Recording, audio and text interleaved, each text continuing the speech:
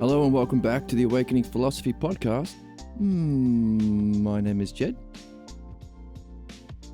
And we are reading the Philosophical Midwifery book today.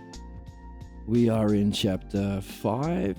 We are going through a case study of somebody who's been doing midwifery on their problems, on their blocks for 2 years already. And they are exploring a certain significant scene from their past, working on a lawnmower with Papa. So we are learning about what it takes for us to go through this, the most important activity we can go through as human beings. Why? Because it's the activity that frees us from our false beliefs. A certain class of false beliefs that we identify with. And so we are impervious to reason and evidence. We cannot change our mind. No one seems to be learning or growing or addressing actual problems. So, have you noticed that we are facing the same sorts of problems in our world? Capitalism, fascism, Nazism, all that sort of stuff. Over and over again, we're not changing or growing. Or, in the words of the author, as he walked down the Roman road to fight off the Nazi hordes in World War II, he recognized we are just repeating the same cycles over and over again. Individually, do you notice that you face the same negative feelings, the same states of mind, the same blocks, the same negative thoughts, the same expectations of failures that will happen in the future? And no matter what you do, it doesn't seem to change. This is a class of belief called a pathologos belief. And so, what we want to do, what we need to do to overcome those problems individually and collectively is learn the art of philosophical midwifery. Learn the skill of surfacing, understanding, and removing said false beliefs.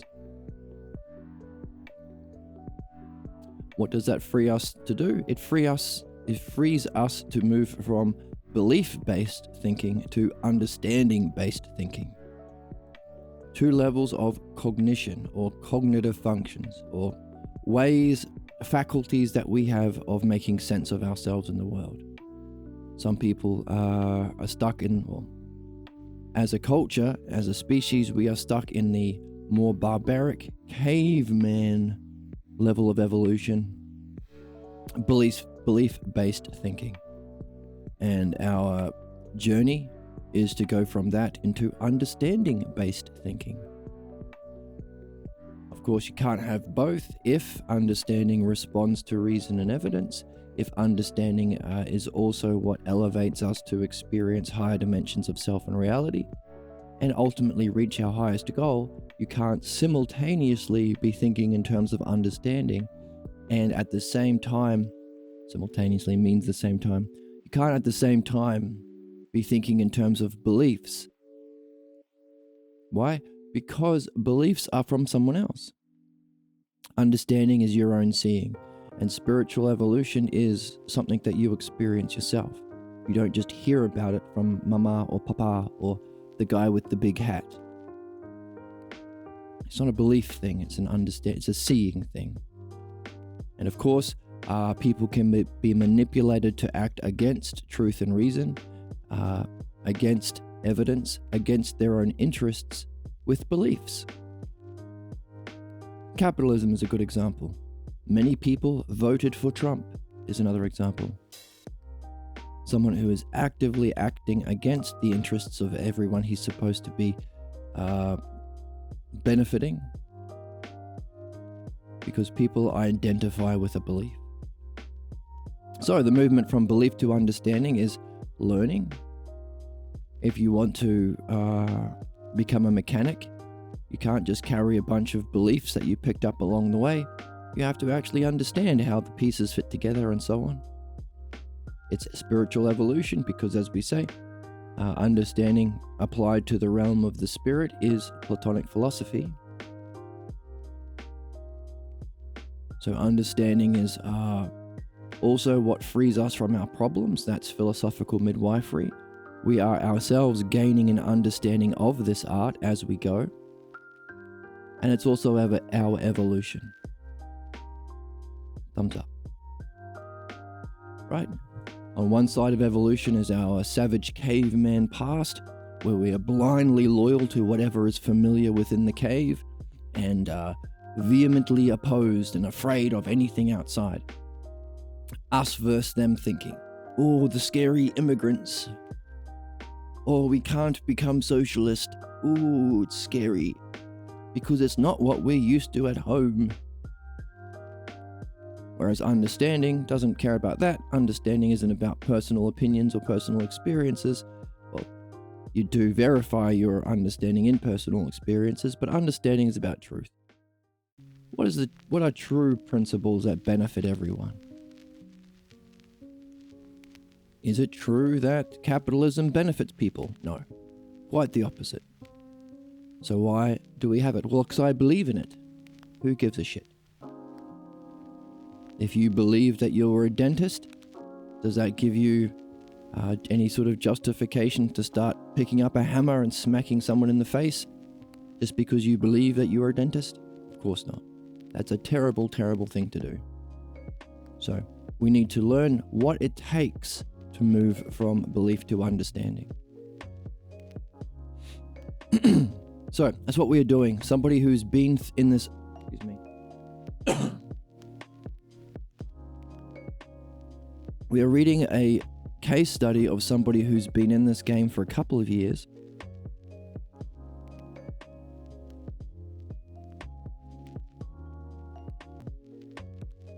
So we're reading through a case study of someone who's been going through this for a couple of years already to learn what it takes to go through this. It's challenging. It takes time.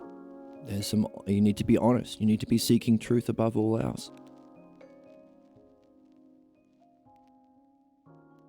We're also learning what it takes to guide somebody through this process. A lot of people nowadays talk about things like empathy. And why can't we all come together? Well, empathy, by definition, requires understanding. It's not sympathy, where you feel similar. A good way of remembering that is the word S. Sympathy is to feel similar. Oh, your dad died? Oh, I feel similar. My puppy died. Empathy. Another metaphor is sympathy is you see somebody down in a hole and you jump down in the hole with them. And then you look at each other and start crying and saying, how do we get out? Empathy is walking past somebody in a hole, seeing them there, understanding that they are in a hole, and also maybe offering a ladder so they can get out. So empathy is understanding. Sympathy is feeling similar, not the same. You never feel the same as another person. You can feel similar, what you think is similar. So a lot of people talk about empathy nowadays. Why can't we empathize with each other? Why can't the right and the left come together? That kind of thing. Well, if empathy requires understanding, we have to be able to facilitate that for ourselves through midwifery. Because if you have a belief about someone, you're not understanding them. We need to go through it ourselves. What does it take? So a lot of the people who are saying, hey, let's just compromise and have empathy, are people who have harmful false beliefs, fascists and things.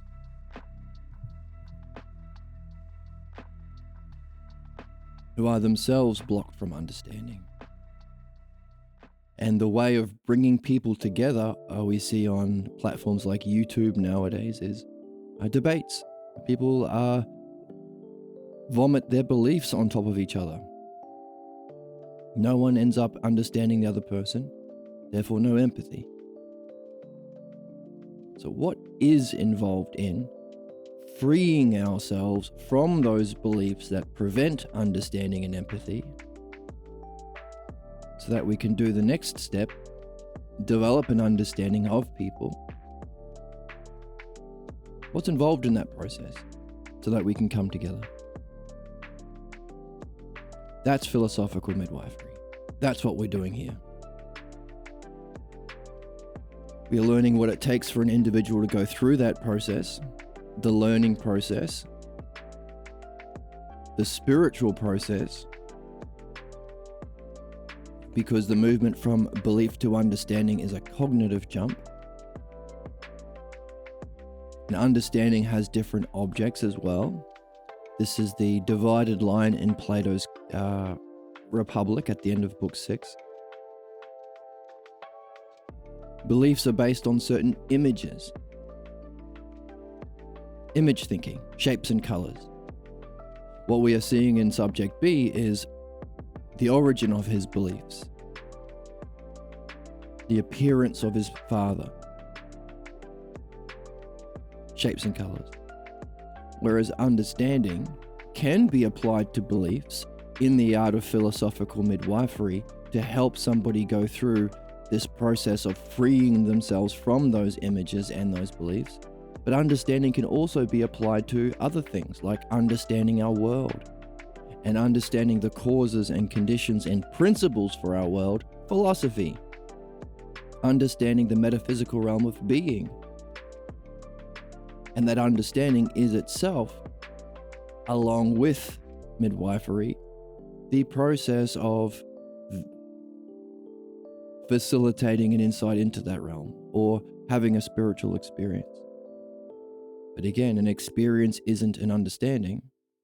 So we want to understand our spiritual experiences to develop an understanding of the realm of being. What is it? How does it cause the physical world? Are there aspects of it that we can understand? Can we use that realm of being as a model for beauty and excellence in our physical world? Can we go into that experience with greater depths? Are there levels of development where we understand and integrate that experience? Is there a level beyond being? Beyond philosophia, the love of wisdom, the love of phronesis. Therefore, for an art that must involve not just experiences of this or that, but also understanding, integration, we can call this movement from belief to understanding the spiritual art. The, not a, the. Why? Because understanding never picks teams. Anyone can understand. So we talk about principles a lot. So people who say, oh, I think it's my team versus your team. Is that a principle? You think that your team should get all the money and murder all the children on the other team? Or starve them for your profit? Well, if that's a principle, it needs to be universally applied. Do we allow that team to do it to you? No. Then it's not a principle.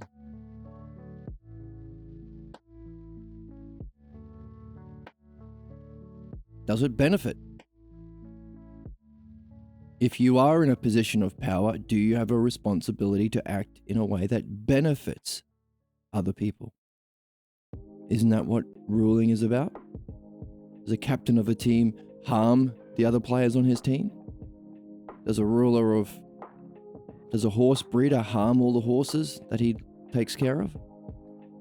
Or is it always to benefit? So, is your principle universal and does it always benefit?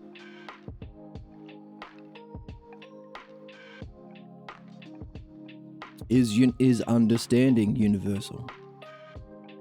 Does understanding the truth for ourselves, instead of believing what's false from other people, does that always benefit? Therefore, can we say as a principle, the movement from belief to understanding, philosophical midwifery, is a principle for all human beings?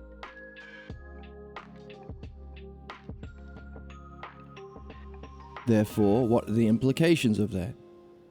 Do we want our society to be based on principles or based on savagery and ignorance?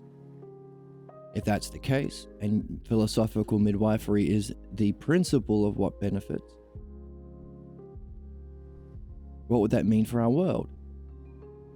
What would that mean for you? Are you a ruler of your own soul? Do you want to benefit yourself?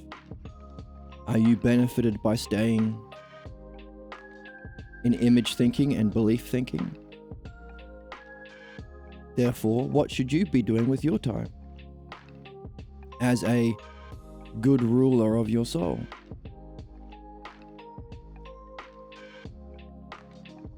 Philosophical midwifery is the name of the game. And as we go through these case studies, we're learning what's involved in going through it, ourselves, because we want to go through it. We want to benefit our souls. We want to do our job here. We want to be free of our ignorance. We want to be free of what blocks us from our highest goals. And we want to evolve psychically, spiritually, as sentient beings ourselves. So we're learning what it takes to go through it. Number 2, we're learning what it takes to facilitate it. A principle of learning is it should be able to be passed on. So these fascist ideas, I get to crush you.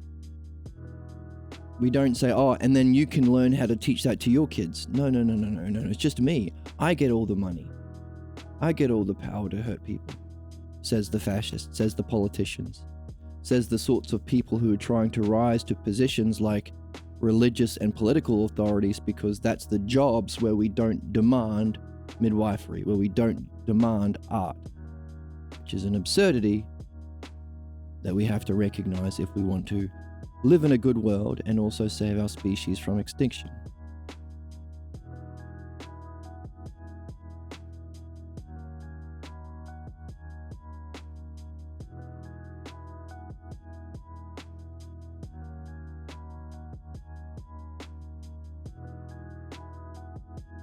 So, how do we facilitate this movement in others, or pass on that teaching? As we go through it individually, so too do we learn the process as we go through it so we can go through it well, but also we want to turn around and pass it on. Help others go through that which was most meaningful for us. So it's the subject as the midwife, but also we want to reflect on the process itself. What does it say about midwifery itself? What does it mean if this is a principle, universally true? What does it mean if it's that which benefits in all areas, learning, spirituality, evolution, purpose seeking? What can we learn about the art itself?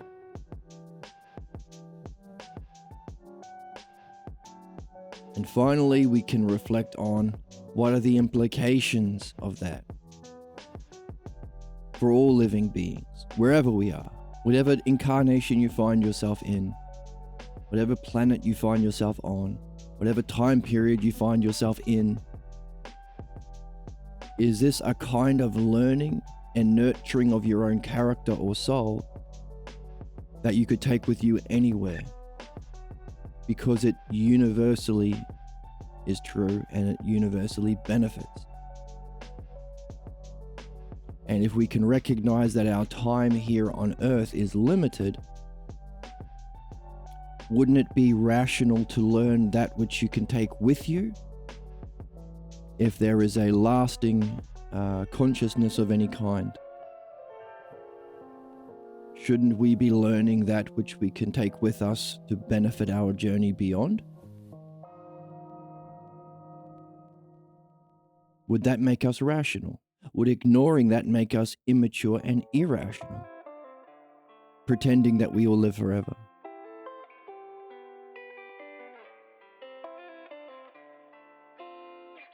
So, individually, as the subject, as the midwife facilitating the beneficial art, wondering about the process of midwifery itself, and pushing the implications for what it means for existence. These are the things we reflect on as we learn, different levels of usia, levels of self-reflection, levels of understanding. And that's what we're going to take with us as we read. Let's jump in.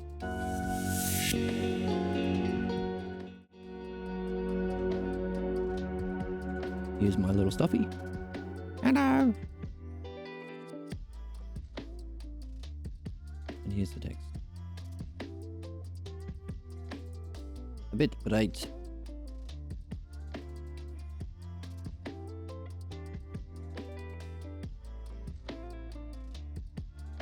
So a quick review where we are so far. Subject A. Let me move my soundboard. Keyboard there. And my MIDI device over here.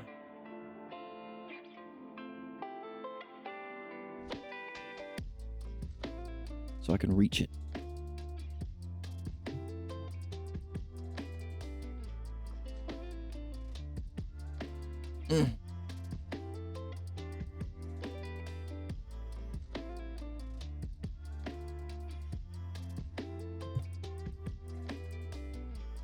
The time of this dialogue. Let's zoom in a little bit. Oh, I unplugged this.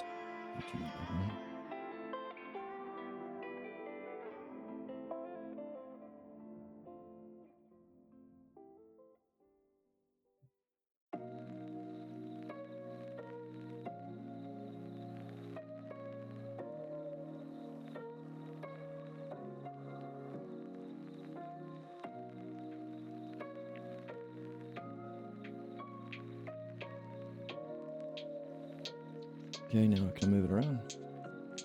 Let's turn my Bluetooth on. On.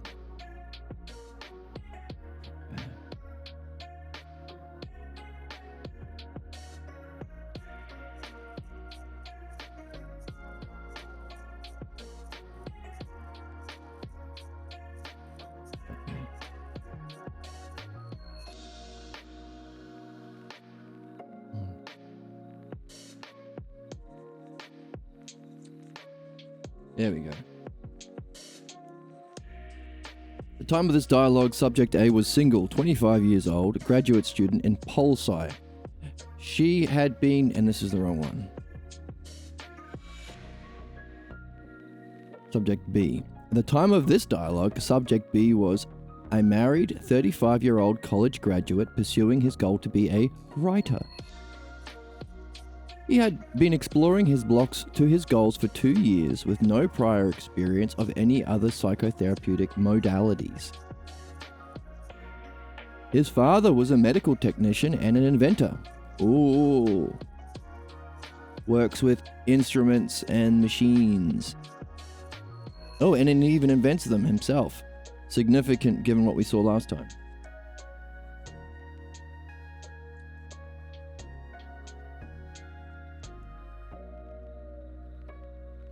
His mother was a housewife and his 3 sisters were housewives. 1. After an initial difficulty stating his goal, subject B mentions he has some practical financial problems facing him, and then states, I want to write literature, I want to write stories. He reports the book he is writing is becoming extremely involved and exclaims, I love it. But he has a recurring dialogue within himself about writing that disturbs him. Well, you are going to do that book. Maybe you should spend your time looking for a job, you know. And maybe you should spend time writing something you get paid for. He ends his reflections with, besides that, I have headaches a lot.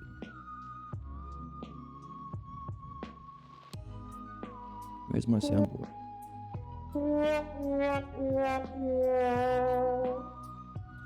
When asked when he has these headaches, he discusses a fantasy he had about coming to the talk where he pictures himself walking out without talking.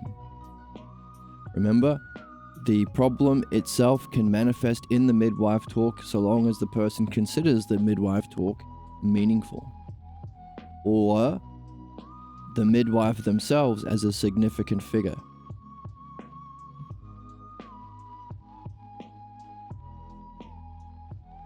He imagined walking out without talking. He acknowledges that he knows that he should specify the problem he has when pursuing his goals, but he says, "I'm not doing it," adding, "I'm unable to move." He then reports that he has his headaches all day and they restrict his activities, saying, "The only things I do are the things I have to. I can't do anything for myself."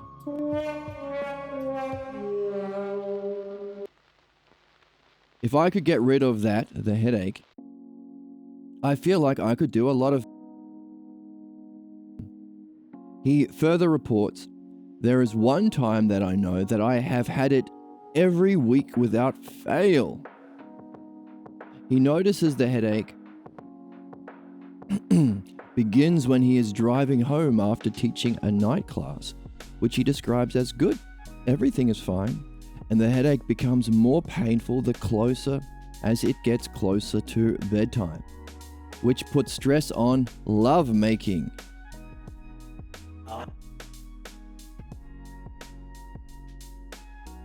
Where's my...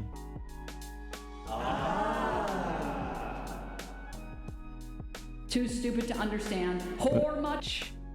I need to... Yeah. When... Notice, there is a connection to our physical ailments and our pathologos. Is that interesting? Is that significant? When asked if he saw any relationship between the headache state and the fantasy, he replied, he doesn't. Reminded that he just said he can do the have to things, but he cannot do the things I want to. He was then asked how similar that was to the state in the fantasy. He made several comparisons, concluding, have to's keep me where I'm at.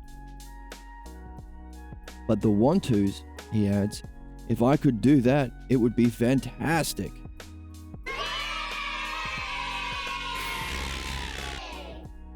He reports that he becomes terrified when waking up with the headache because he knows that his whole day is ruined. Even though the headache may last all day, it does not interfere with the have-tos, but he knows it will prevent him from concentrating on what he wants.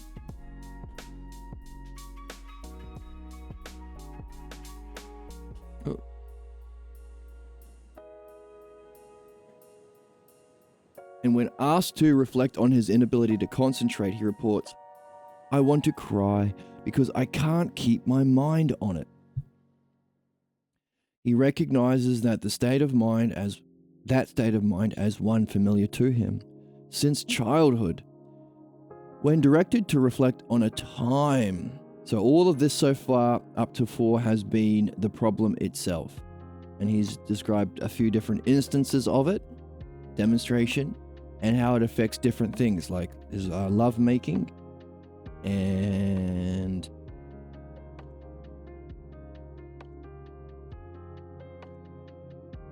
whether or not it affects his work. Divisions. Definition of the problem, demonstration of the problem, divisions into other areas through which themes and ideas can emerge. The dialectic we're learning as we go. Oh, which we apply to reading too. So, now the next stage is the demonstration stage. We've got a definition of a problem. Now, whether or not he has unified all the aspects into a certain state of being yet, don't know. But 5, in other words, you don't have to follow the steps specifically and always, but it's a map. Now we are looking for a demonstration of that defined problem. So where is a demonstration of that defined problem? a most intense experience in your past. So we've got the first category of definition. Definition, demonstration, division, conclusion. That conclusion becomes the definition of the next category. So this def, dem, div, conc is within each stage, and it is the 4 stages. So those 4 was the definition category. Now we're in the demonstration category. Well, we've got a definition of a problem, the conclusion of the previous stage. Now we want a demonstration of it. A past scene where it was most intense. When directed to reflect on a time when it was particularly intense, he recalls an episode with his father that he had reviewed in a previous talk. He recalls that his father had brought him a lawnmower. It was a weird brand and it broke down soon after being purchased. Subject B went on to describe how he took it apart, saw how it worked, and identified the broken part. Then his dad located a part shop some 50 miles away where they could get the needed part. They journeyed together, got the part, and when he returned home, Subject B put it together exquisitely. In his words, exquisitely. Isn't exquisite an interesting word? These can help us, the specific idiosyncratic words a subject uses. Painted every part and reflected it was a beautiful thing. Beautiful. Exquisite. He recalls that the lawnmower ran perfectly until the governor, what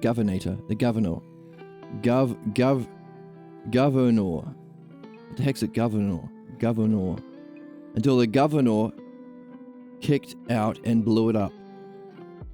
Oh yes, the governor. His father said simply, "You don't know how to work on small things."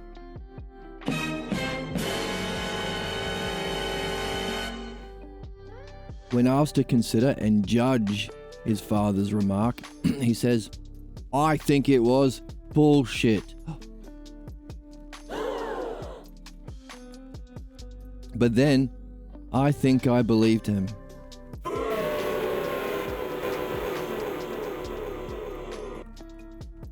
Why? Isn't it true?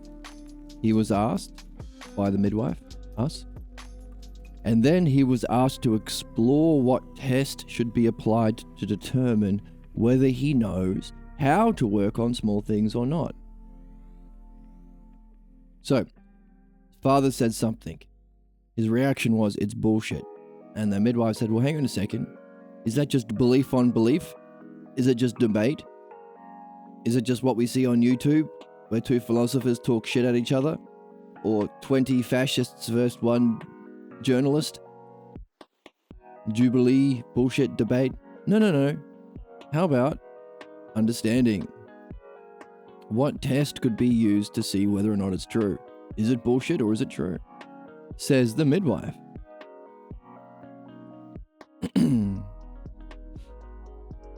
He responds that while he knows he passed that test, it was tough to believe it. He says he knew it was a poorly designed lawnmower, but he never believed it. So the test was, hey, was it really that he can't work on small things? Or was it that the crappy lawnmower was crappy, weird, off-brand thing? And he actually put it together beautifully and exquisitely.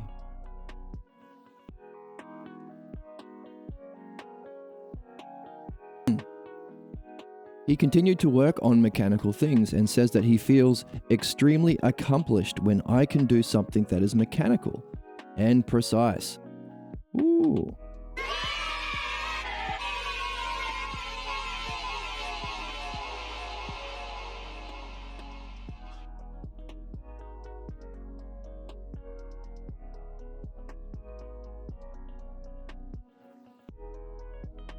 Okay. When asked how he understands what he is doing, he says, "I'm going to prove him wrong." Interesting. He recalls that He was then asked to review the lawnmower scene to see if he could prove his father wrong. So, we have a demonstration of this. So, A, B, C, D, the first four, and the definition category. Now we're in the demonstration category. Demonstration, the problematic state of mind. Demonstration, so that's D, E, E, most intense time. F, let's break it or divide it up. Who were the significant figures in that scene? What was said? What was done? Now, similar to what we're learning in dream analysis, when reviewing a dream scene, do we do a similar thing? What was said? What was done? What was seen? Hey, welcome Dharma. Dude, what are you wondering about today? What question has your soul today?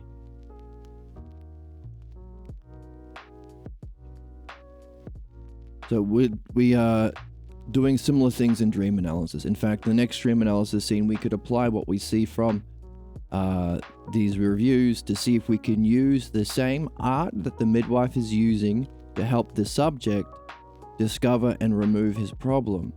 So he can move from belief to understanding, the spiritual movement, the evolutionary movement. I'm reading about the Four Noble Truths. What question do you have about them? What quest are you on? So we can ask, hey, could we define a problem that we have in the dream? Could we see an example of that in the dream? Could we see how it plays out in maybe different scenes within the dream? And can we unify that problem into a certain turning point within the dream?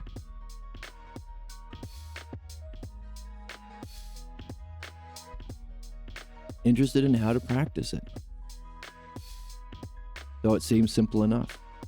So how would you phrase that as a question so we can share your quest?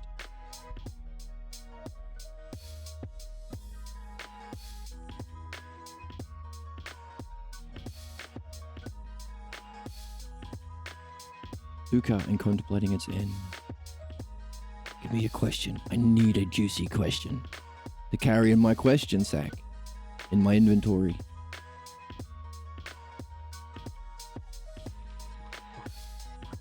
So, once we have a turning point or a significant scene within the dream, could we also break it down in this way? Everything is dukkha, so I guess how to notice everything is dukkha. Or wouldn't you want, what could you derive to test that statement? If that was a question from a friend, if your friend said to you, hey, you should give up on playing football, you wouldn't go, okay, and just nod your head and go along with it, right? You'd probably ask them some questions, or maybe even derive some sort of test to see whether or not your friend is lying to you, or if it's something true. What kind of test could you derive to test whether or not everything is dukkha?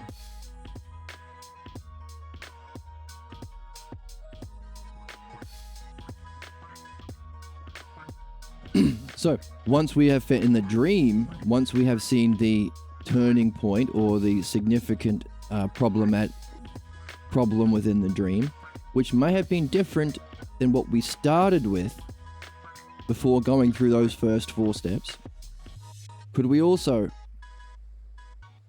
maybe identify it as the most intense expression within the dream of that problem-causing state of mind, the turning point?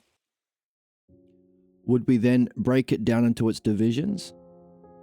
Who are the significant people? And what's being seen, what's being said, and what's being done? Are these divisions? Both ourself in relation to the people and in relation to the goals, the goal in the dream, and the other person. I guess meditate on everything and see if it's Dharma. Is that a test? See if it's dukkha, sorry. What would be the test to verify whether or not it is?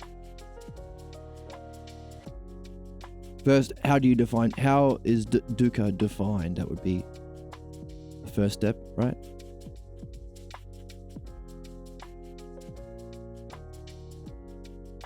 Dukkha is personal experience. Sorry, maybe you're answering a different question.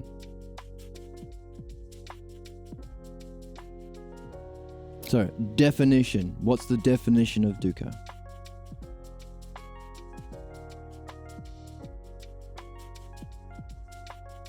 Person's the test.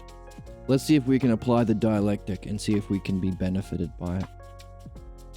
How would you define the word dukkha? Suffering, unease, unsatisfying. Great. How does it function? How do you see it? How do you experience it?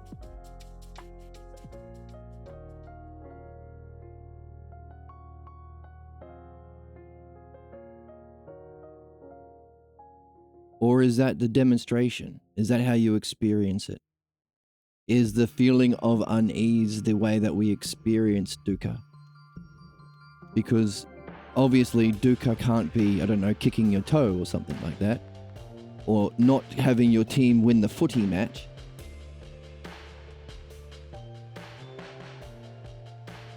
So maybe we need a clearer definition of dukkha, and how we experience it. Definition, demonstration, would be we experience unease or suffering.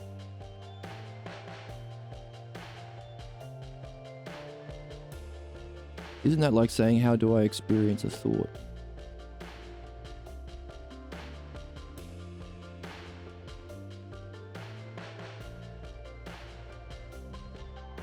I guess so. You'd have to define a thought and then you'd experience it. How would you experience a thought? Because demonstration is how we experience things. We see it in its functioning.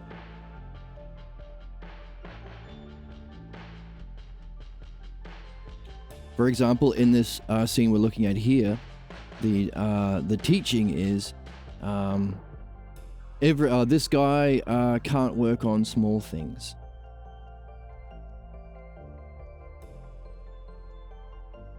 Like, wouldn't you just look and experience whether it's true? What else could you do? Yeah, that's what we're learning. How would you understand whether it's not true? It's all subjectivity, right? No, quite the opposite. Subjectivity versus truth. Because you could say, oh, it's all my personal opinion. For example, in this scene, it's his dad's personal opinion or subjective experience that his son can't work on small things. And so long as his son believes that teaching, that dharma, his son is suffering these headaches. He's unable to pursue his real goals. He can only work for others. He can only do have to. So these are all of the things that follows from blindly obeying a teaching without challenging it. So what we're doing is trying to turn the subjective into objectivity, to truth, through understanding. So, and just like if you had a friend, if your friend said, hey, everything is suffering, you wouldn't go, oh, okay, Bill. You say, well, hold on, Bill. Wait. First of all, what the hell are you talking about? Define this suffering thing. What do you mean everything is suffering? What do you mean by everything? And what do you mean by suffering? And can we test it? Because I'm not going to blindly obey you, you doofus, Bill. How can I test this? A subjectivity of the subject. But can you objectively prove that consciousness even exists? Sure. This is all in the realm of consciousness. Yeah, of course. If I say this is a blue stuffy, would you say actually it's red?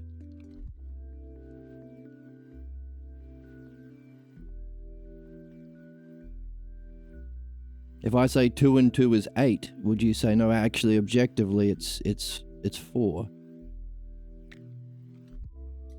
However, if I was someone like Bill and I said, oh, by the way, don't ever challenge me, to me, 2 and 2 is 8. It's my subjective experience, and you can't tell me what's true because that's your subjectivity. Right. It's a way of thinking called it's all relative. That we don't have a mind capable of perceiving truth or a mind capable of discerning bullshit from what actually is true and benefits. So fascists often talk in this way. Hey, who's to say that Nazism is bad? Isn't it just subjective? And if enough people vote for Trump, doesn't it mean Trump is good? What we're learning to do is to discern or move from the category of belief, subjectivity, to understanding. So we can share in truth and use that truth to benefit. I think that positivity and objectivity doesn't sit well with me. Great. To me, it implies some sort of binary when I think it's graduation. Sure. So what's your problem with divisions? Would you say Nazism is bad? Or is that too binary for you to judge? For you to say 2 and 2 is 4, is that too binary than saying it's 5?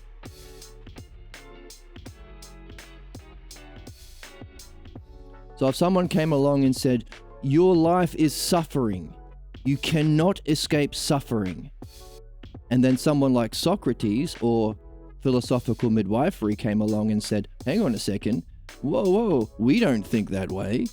Not only do we not think that way, we're not going to tell you what we think because it doesn't matter what we think. That's just a belief. We want to help you through the process of judging beliefs for yourself so you can learn to engage with the cognitive faculty you have of understanding. Yes, many people are moved by shapes and colors. So if someone with the big hat comes along and says, life is about Jesus, or whatever, or life is about suffering, or everything is illusion, or we're all in the matrix. These are all possible ways of thinking. They're all contradictory. Is life illusion, or is life suffering? Is life the matrix, or is life real? Is life a real rock, materialism? Or are there principles that, like 2 and 2 is 4? There are many different worldviews, and you can understand all of them if you wish. But if you reject understanding, you can't understand them. Because you'll just believe whatever you're used to.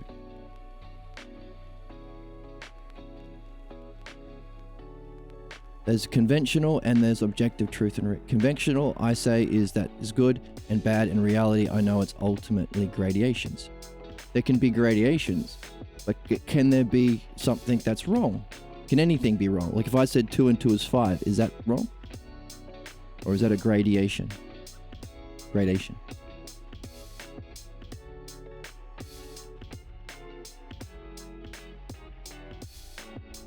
We are looking at an experience where this 35-year-old potential rider, he wants to be a rider, had an experience with his dad. And his dad told him something that so long as he believes is going to fuck up his whole fucking life. Is going to give him headaches whenever he wants to make love with his wife. Is going to prevent him from reaching his most meaningful goals, being a rider, and going to keep him a slave. His whole physical life will be a slave to others until he learns to turn around and judge the belief from his dad. Anything that gets in the way of that process will be a block to what will free him from his suffering. So we want to ask the kinds of questions to this person in philosophical midwifery that says, you know what? You don't have to blindly obey Papa. If he says, this, you cannot work on small things, son, but he can make a way of testing the validity of that belief, objectively, truthfully, by being able to fix a lawnmower that was crappy, can he turn around and say to his dad, "You're wrong"?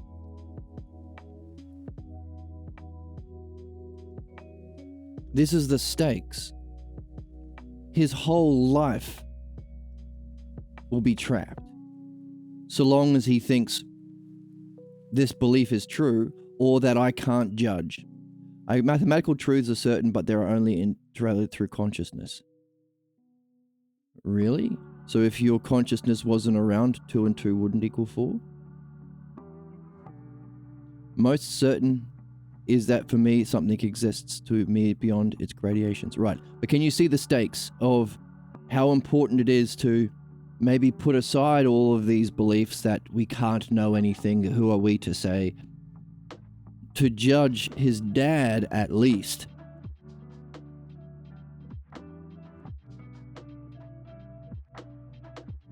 So, hey, Dad, when you say, not life is suffering, but I can't work on small things, you're wrong.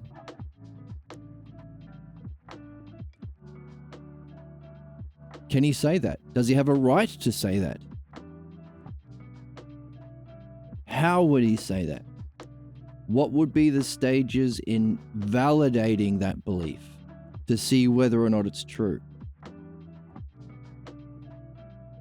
And if anyone says you can't, you have to just believe me because it's just all subjective and who's to say what's right and wrong, would we say to that person, who's to say that statement is right or wrong? If you are denying any objective truth or any ability for human beings through consciousness to share in understanding and judge things, whether or not they're right or wrong, how can you make that statement? Because isn't that just as nonsense as anything else? If you're dismissing all truth by saying it's not binary or it's not gradient or something like that, or anything like that, whatever it is, it's all through consciousness. We're all in the matrix. Nothing is real. It's all a matter of opinion. We all see through our perceptions, and perceptions can be tricked. Have you ever heard of a mirage?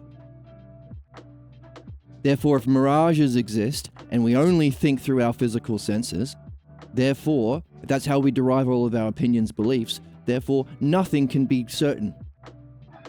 Therefore, let me tell you what's true. Don't ever speak up to authority. Don't ever challenge the teaching of the family, or the priest, or the president.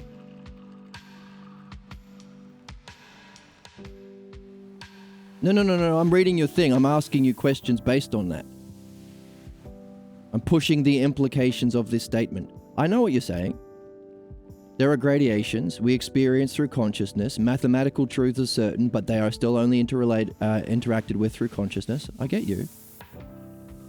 I'm pushing the implications.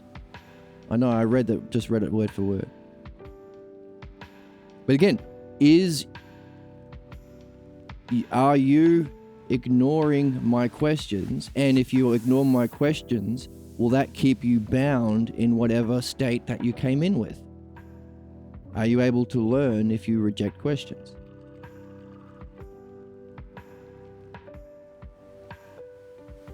What'd you make of what I just said? Do you think this person can objectively judge his father when his father says, questions are based on assumptions and misreadings? No, forget about that. This is an example of somebody who, this is the stakes of this. You can say, well, can't everyone pick their own religion? Surely there's no significance. Isn't it all subjective, right? Well, what about this? This is an experience of somebody in childhood fixing a lawnmower and his dad coming along saying, haha, look at you. You can't work on small mechanical things. What the midwife is saying, hey, what would it take for you to turn around and judge that? Test that. Don't just believe it, but test it. Can you see how it's significant for this guy, considering this is where he learnt a certain belief about himself that's causing him to have headaches, causing him not to write the book he wants to write, causing him to have a bad relationship with his wife, causing him to only do things he has to do? Can you see the stakes of being able to judge whether or not a belief is true? Yes or no?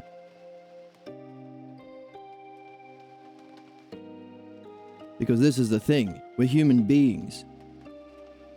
There has to be, for every hero's journey, Luke Skywalker has to have the stakes to leave what's comfortable, to leave what he's used to. For you, it's Buddhism. For him, it's, I can't work on small things. For Luke Skywalker, it's the moisture farm on whatever planet he was in at the start of Star Wars. The person has to come along, C-3PO or Obi-Wan Kenobi, whoever it was, has to come along and say, hey, look, there are stakes here. The universe is in peril from the dark side. So one of the things we're seeing is the stakes. Because what we're being asked to do is challenge beliefs that we like, that we're used to, that we're familiar with. But why do we like these beliefs? Why do we pick these ones and not the Christian ones, or not the Protestant ones, or not the Muslim ones? Ever noticed that Muslim babies have Muslim parents? Ever noticed that Catholic babies have Catholic parents? In other words, who were our first teachers? And you're right. You can reject everything. You can do what you want. You can come in here and vomit your beliefs and, oh, this is what I believe, this is what I believe. And then anyone who says, oh, let's ask a question. Can you frame it as a question so we can look at it together? Otherwise, if it's just an opinion, I either already have it and I'll nod, or I'll say I don't have it and I disagree. And then we can go on a YouTube channel, 20 Buddhists versus one rational person, or one fascist versus 20 Buddhists or something. And then we will all vomit our opinions on top of each other and both walk away with the same bullshit we walked in with. No one's learning. You think that truth comes from what we carry? You think that's what we're here to do? Go through our lives just justifying the ignorance we got from childhood? Of course not. We're here to learn. Where does learning come from? How do we facilitate learning? Questions. Addressing the questions.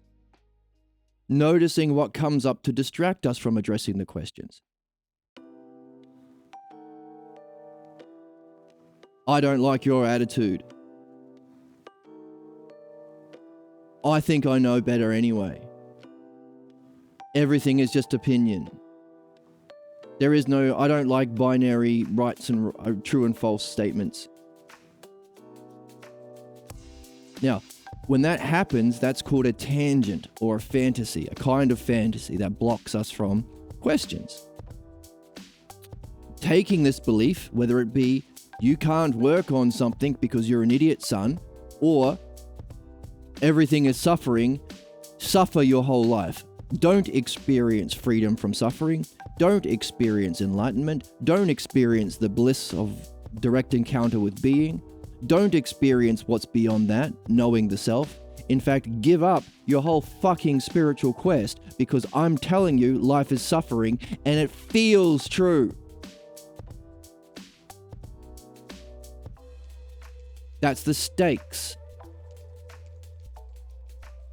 So when a fantasy or distraction comes up that prevents you from going through the process of not being a believer, a nice kid in the family, towing the line for daddy, or for Trump, or for Hitler, or for the guy in the big hat with the cross on it, or for guy with the, whoever it is, a believer, caveman, immature, irrational, NPC, from belief to understanding for yourself, being able to think for yourself, being able to let go of whatever it is you're carrying, to follow truth and reason, to verify it in your own experience,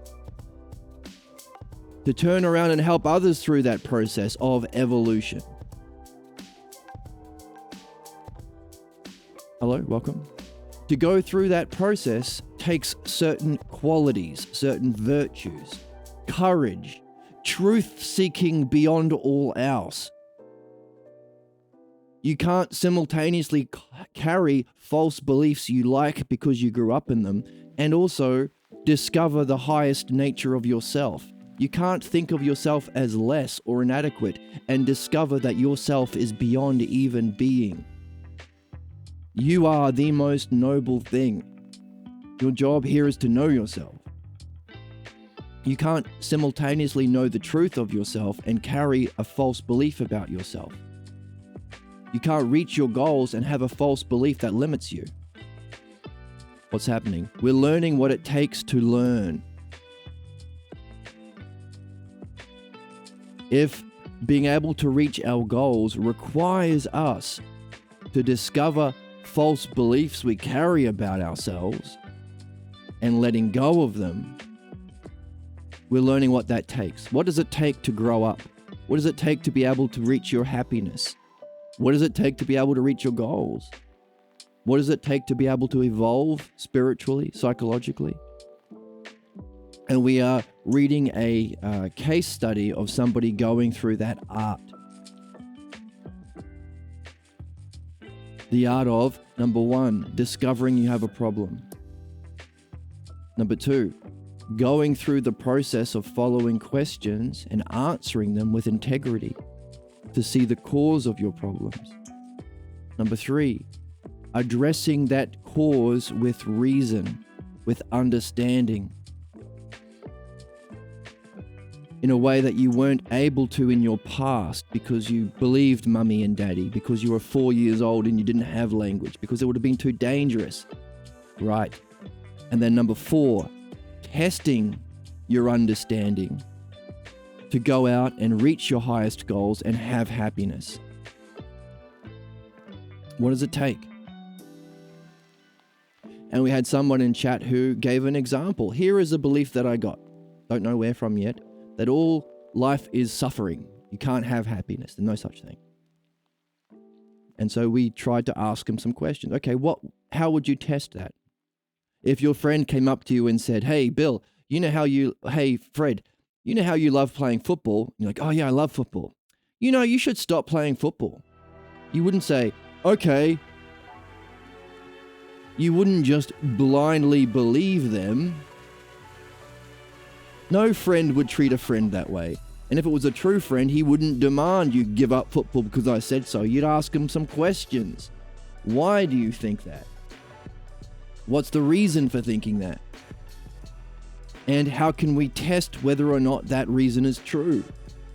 That I should give up football, that life is suffering. And in this example, that this person here can't work on small things. How do we test it? Now, our chatter's reaction was, you can't test it because that requires thinking and understanding, and there is no such thing.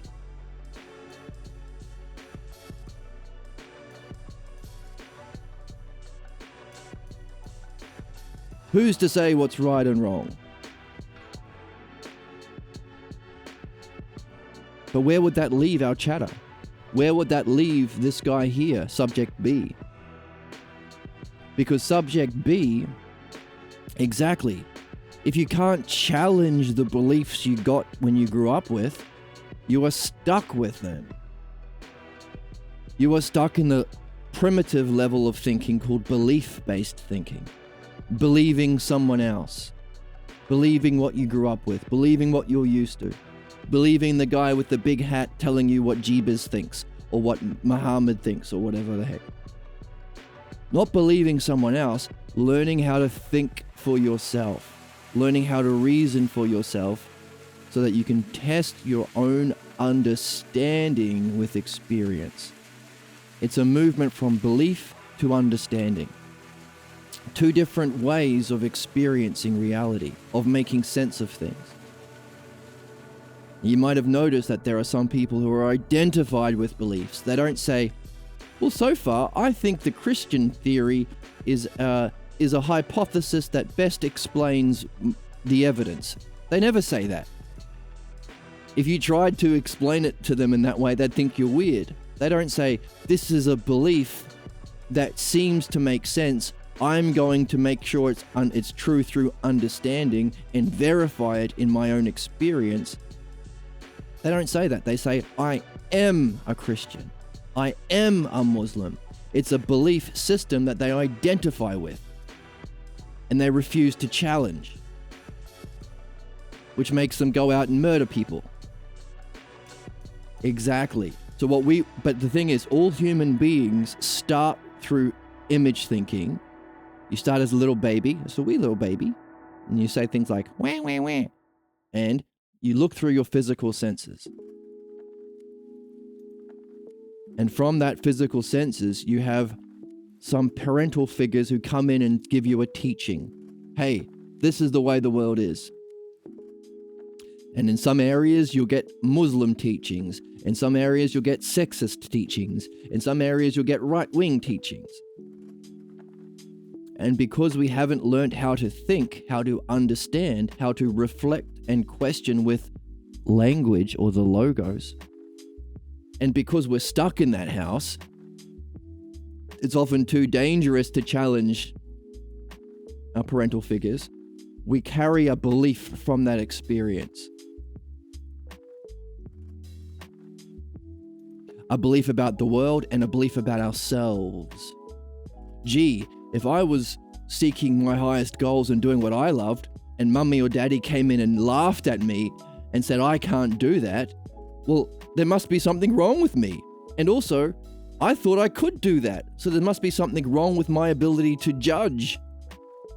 Because I judged that I was having fun playing with my Legos, or I was having fun teaching a trick to my puppy.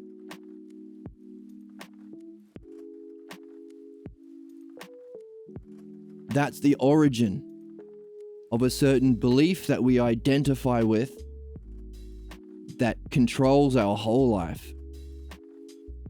It becomes the way we think about ourselves. It becomes how we hold ourselves, the lines we have in our face, how we relate to other people, what goals we seek. Hey, every time I tried to do what I was wanting to do, mummy and daddy laughed at me. I can only be a slave. I'm not going to start my own business. I'm not going to talk to the girl I really want to talk to. I have to just do what I'm told. That's the cause of human problems. What we are learning is what is involved in the mature, courageous human quest. This is the hero's journey. Because we all get it.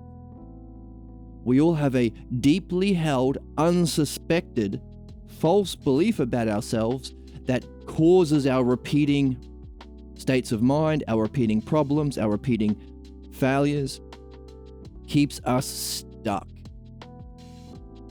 Now, if you recognize this and you actually really want to reach your goals, there is a way out. It's called philosophical midwifery. The art of discovering this class of false belief called a pathologos, going through the stages of following questions to find out where it came from, challenging it in a way you weren't able to because you were too little, understanding it, not walking away with a belief, but actually understanding it, a new way of functioning, reason, facts, evidence, and then going out into the world, using this understanding as a hypothesis to see if it's changed you, to see if you're now able to reach that goal you have never been able to reach your whole life.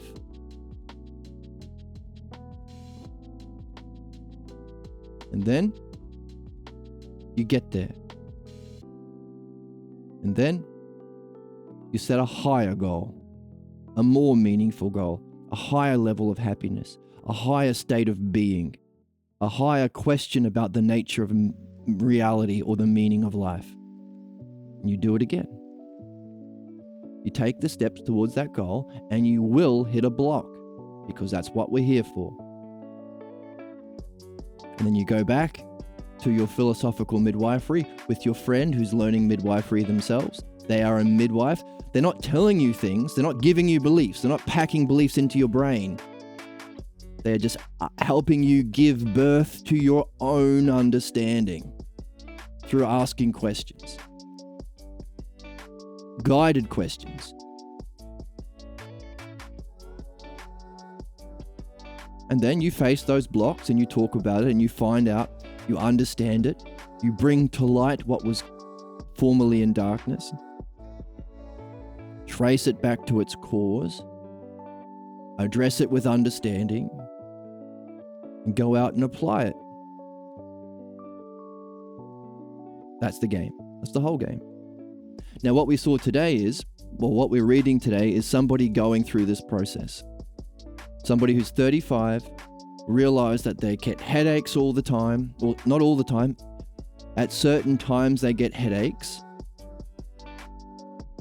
Certain things they are able to get, be a slave for someone else. Certain times, certain things they can't get, doing my own goals. And now what they're being asked to do is judge.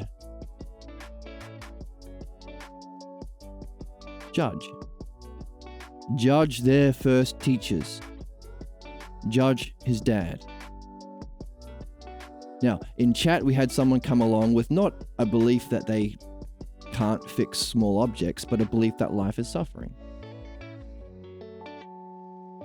We asked a similar question. How would you test that? Can you define what it is? What is the teaching? Why is life suffering? How is it experienced? It's experienced as unease or suffering. Okay? Definition, demonstration. Division. How would you test it? How would you challenge that?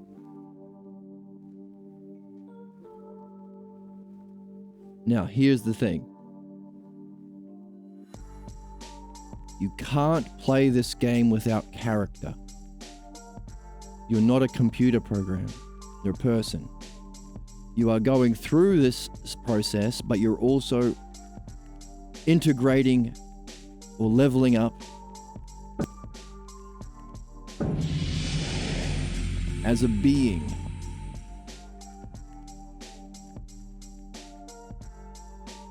Meaning, if you come in thinking you know it all already, you can't learn anything. That's one of those debate programs on YouTube. You need stakes. Hey, I like being a Buddhist and believing that all life is suffering. So why would I change my mind? Fuck off. Yeah. You don't have the motivation. You don't have a reason to go through this process. It's not an easy process. It's a fun process. It's the most fun process. It's the most profound and meaningful. But if you don't have a reason to get off your ass and do something new, you will never do it. If you have a loser mentality for losers where you just do what you're used to, you'll never achieve your highest purpose.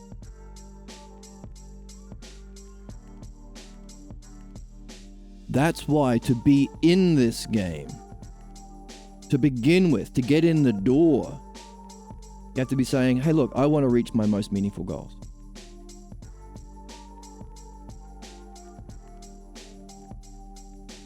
So that when you are blocked from your most meaningful goals, you have a reason to challenge your first teachers.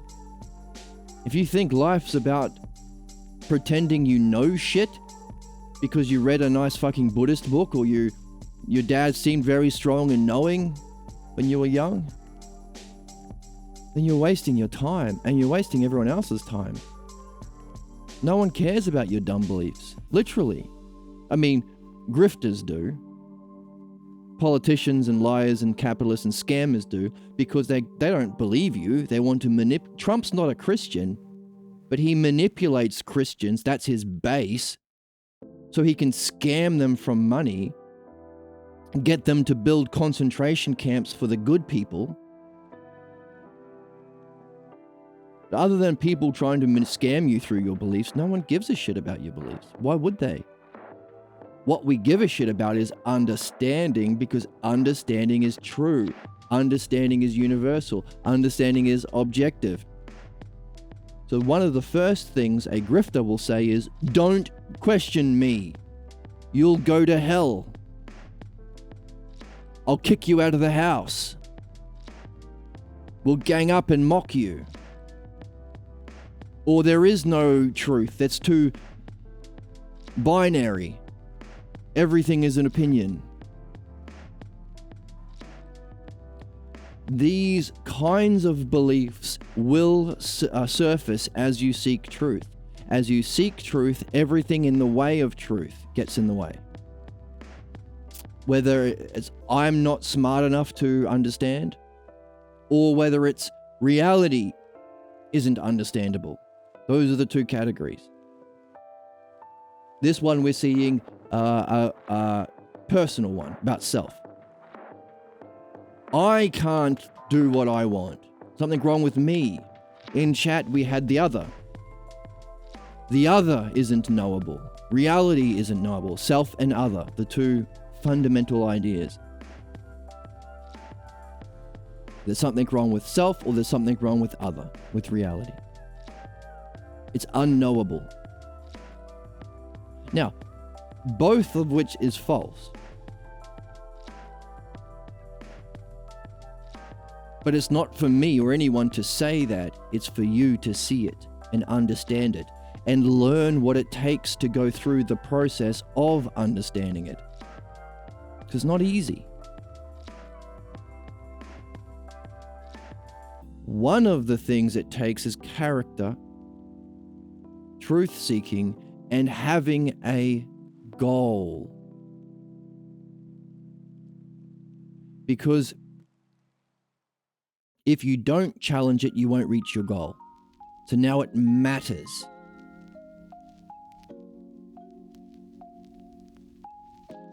So again, a lot of fascists say, hey, let's set up concentration camps for the left, or for immigrants, or for people with different colored skin than you and your mummy and your daddy.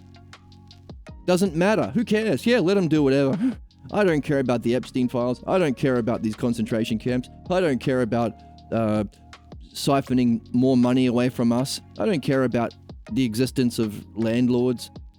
Somehow we have to pay money just to exist to these landlords. I don't care about that. Doesn't matter to me. I'm white. I'm rich.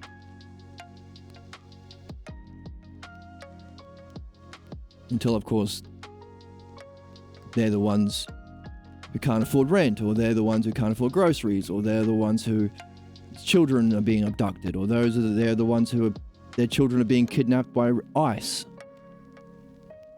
or they're the ones being sent to the concentration camps. So we need to make it meaningful. 2 years this guy's been in the game. It must be meaningful for him to get over his headaches. It must be meaningful for him to become a writer. It must be meaningful to him to want to make love with his wife properly. Excellently.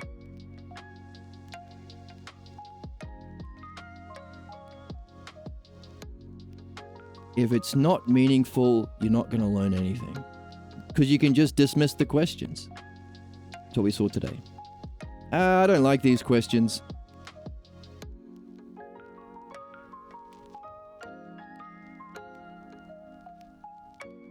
All right, see ya. Not just see ya. Go out and do it. See if you can reach moksha, or satori, or nirvana, whatever it is that you think is the highest goal for you. Go out and do it.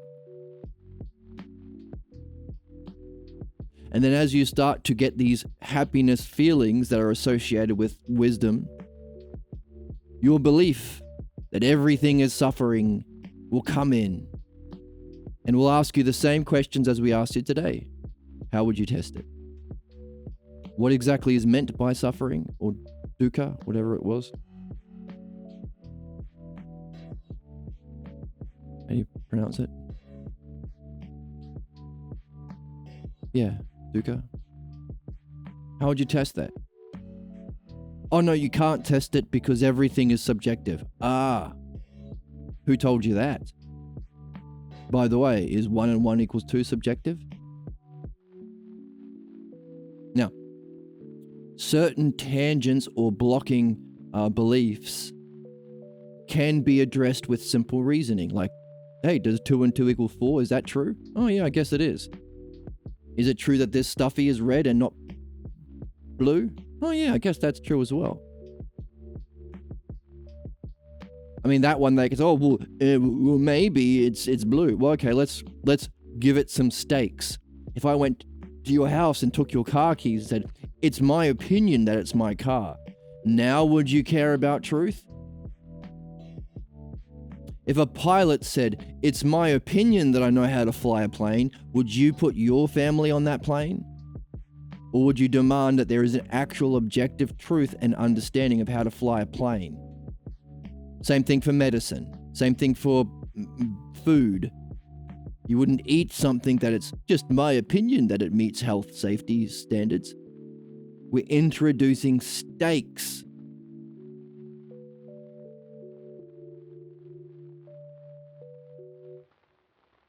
So you have the inspiration, so you have the motivation to go through this process. Otherwise, I'm happy being a fascist. I'm happy, whatever, believing that life is suffering, being a Buddhist or whatever. Stakes. What are the stakes?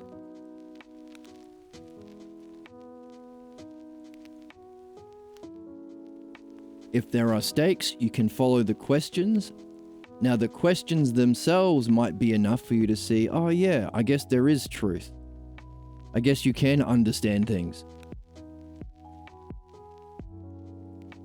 But certain questions won't be able to be solved with reason. I think I got a drop for that. The problem is that you can't reason someone out of a position that they didn't reason themselves in. If they didn't reason themselves into that position, or rather, it's from an imitation from an early childhood scene, then that reasoning is needed at the start to realize, oh, hang on a second. Yeah, 2 and 2 is 4, that's true, and therefore this idea that there is no truth isn't at least universally true. There are some things that are true, and there are some things we understand, like flying a plane. But I still believe it to be true anyway. Now we do midwifery. As we said here, he said, it's bullshit, but it's tough to believe it. I never believed it. You don't know how to work on small things. When asked to consider, reflect, and judge, he said, it's bullshit, but I believed him anyway. Even though I passed that test, I did think about 1 and 1 equal 2, being equal to 2. I did think about the examples because I did listen for more than 4 seconds in the chat. Even though this existence of truth and understanding passed the test, it was tough to believe it. I still wanted to believe life is suffering. I still wanted to believe that there is no such thing as truth, or we can't judge.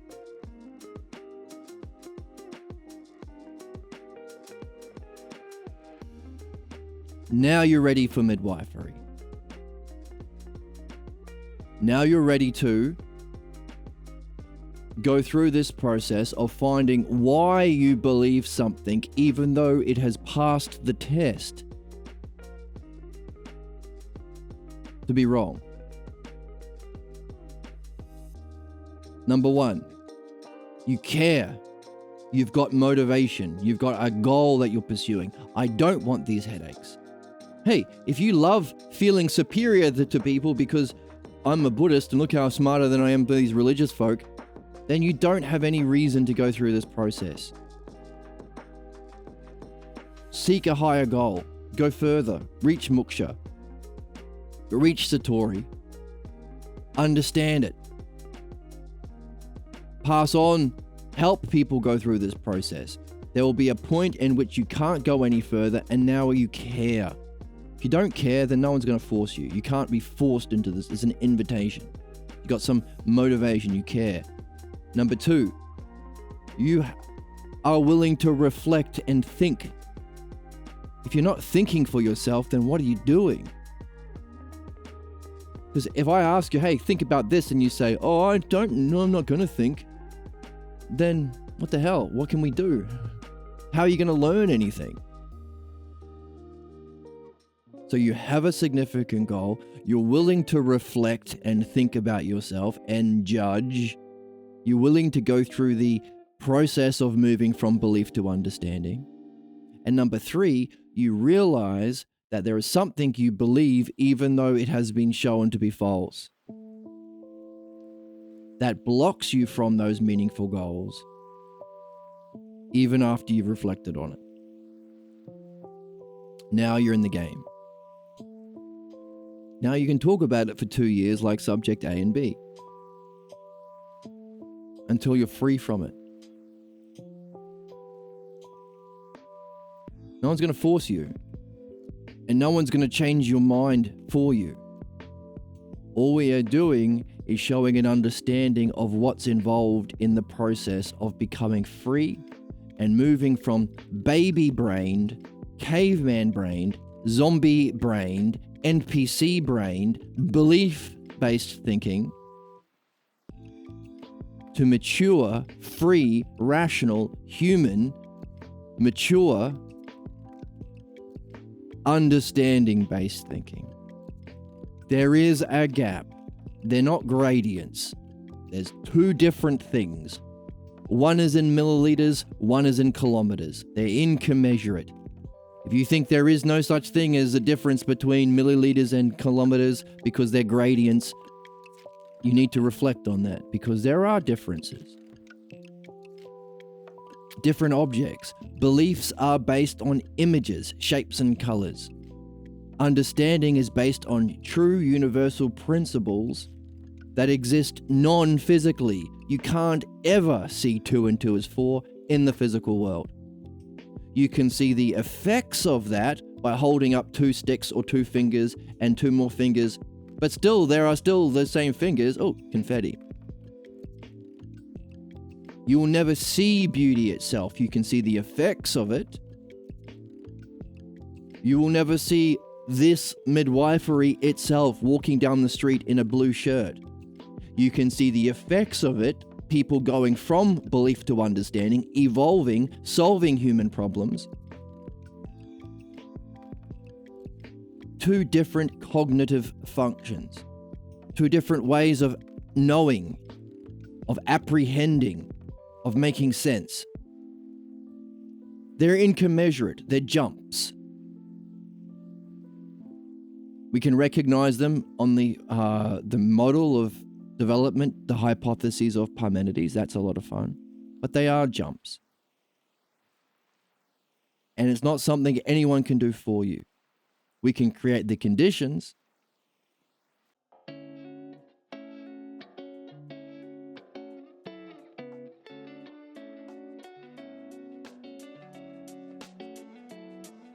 And that's also, okay, so what are we doing? We're reflecting on A, what's involved for an individual, a chatter, subject B. 2, what's involved for the midwife. Judging whether or not they're ready. Are you actually here to fuck around, or do you actually want to remove your problems? Good question. Here we go. We're learning.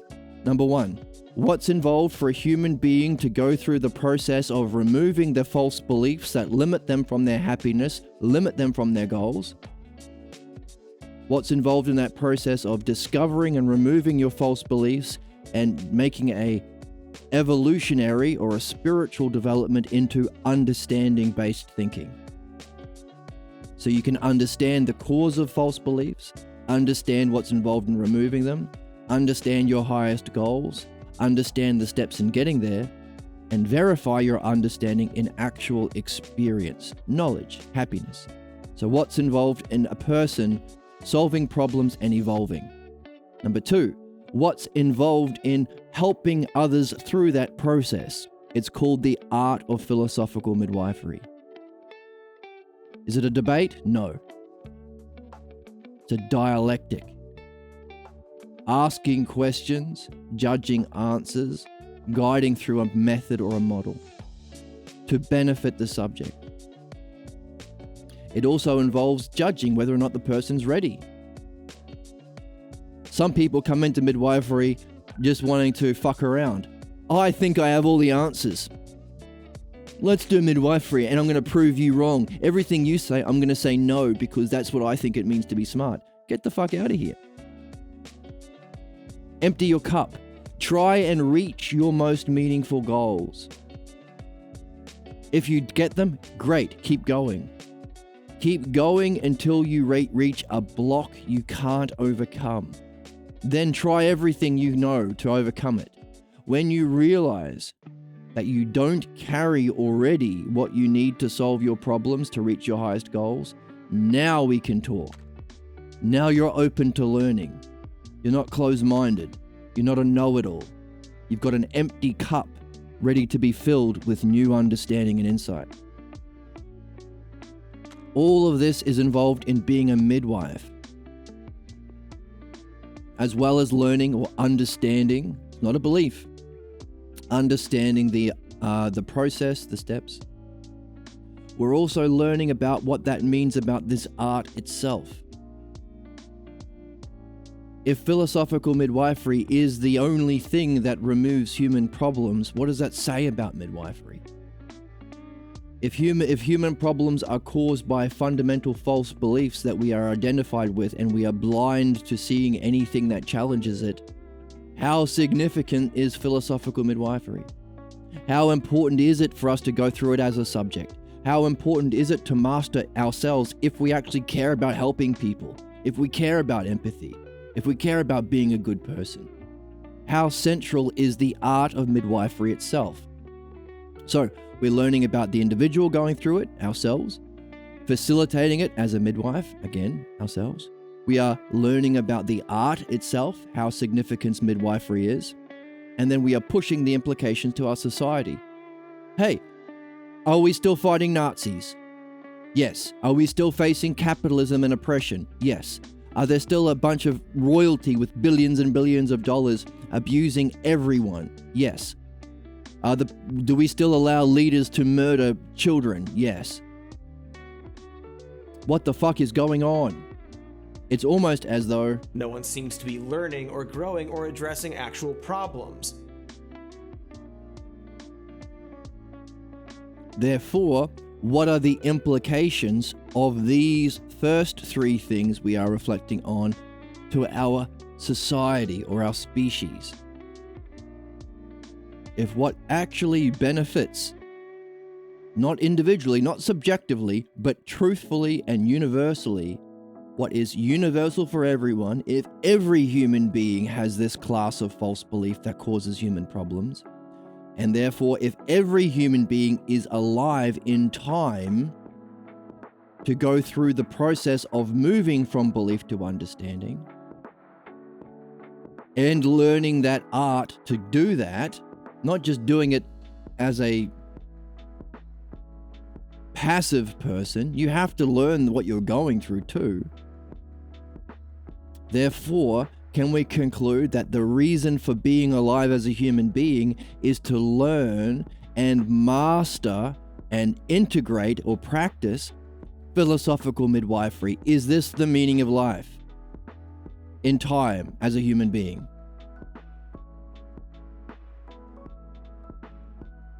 And then, what is the significance for our species? If we have the ability to play out our pathologos, play out our blind loyalty to false, harmful beliefs in a way that not only kills 100,000 Palestinian children yesterday, not only murders 1 million people who couldn't afford food, even though we have it, not only murders 100,000 people because they can't afford medicine that's available, but actually puts an end to our whole fucking species because we have nuclear weapons, what is the stakes, the motivation, the impetus, the reason to try something new and say this, to tell the truth and say, hey, you know why we still have fucking Nazis and capitalism and we're still suffering when we don't have to? Because no one is doing philosophical midwifery. Why? Because we killed Socrates when he first told us about it. Time to pick up the game, son. Because we are not able to solve problems. We need to all be learning the art of philosophical midwifery, practicing the art of philosophical midwifery, demanding a mastery of philosophical midwifery from any political leader or spiritual leader, both, the two professions that are allowed to be terrible assholes. You can't say, I have no understanding of how to fly a plane and be a pilot. You can't say, I have no understanding how to fix a car and be a mechanic. You can say, I have no understanding of the nature of the soul and how to organize it harmoniously and be a politician. You can say that. You can say, I reject understanding, it's just my belief. And they've realized that the more ignorant you sound, the more appealing it is. So we have these rich people pretending to have a folksy accent. Oh, back here what I say is, I just reckon I just have a belief, and I reckon my belief is common sense. I don't give much two licks for understanding. Dagnammit. They are fucking lying. Why? Because they are using belief to manipulate people according to their own pathologos ignorance. Why are we not demanding understanding, philosophical midwifery of political leaders and spiritual leaders? Oh, I just reckon Jesus is in your heart and you gotta tell kids that they gotta fear the devil. And that'll get you, and they'll do whatever the fuck that you want them to. And you can abuse them and you can take their money because of the fear of devil. And I feel so strong because I get to be a priest. Exactly. Child abuse. Any sort of religious thinking based on personal beliefs and not understanding. That you pass on as though it's true. Especially through the fear of hell or beating a child or whatever, or genocide or anything like that. We are seeing in real time in this part of history the stakes of moving from belief-based cognition to understanding-based cognition. They are not the same. They are not gradients. It's a jump. We're learning what it takes to go through individually. We are learning what it takes to facilitate that as a midwife. We are learning about the significance, therefore, of the art of evolution, the art of learning, philosophical midwifery, and we are seeing the implications of that for our species or race. Not only in removing problems and putting an end to all of this disgusting injustice, by addressing its cause, not by murdering people or putting people in prisons, addressing its cause, a pathologos belief and a lack of midwifery in our society. So a lack of midwifery in our society would be the conditions. So the conditions and the causes.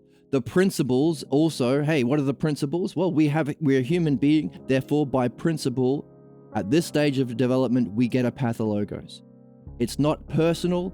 It's not an excuse to make people feel bad. It's not an excuse to blame or shame, and it is never an excuse to punish people. Justice as punishment is fucked. Doesn't solve problems. It just increases pathologos. So those are the causes, conditions, and principles for where we're at as a species, giving us the stakes or the motivation to actually start to tell the truth, to pick up the game and learn something new. That's what we're doing today. Thanks for the question.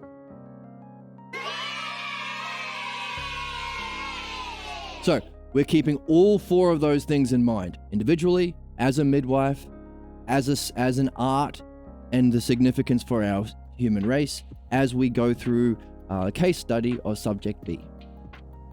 Fun? Sounds like fun?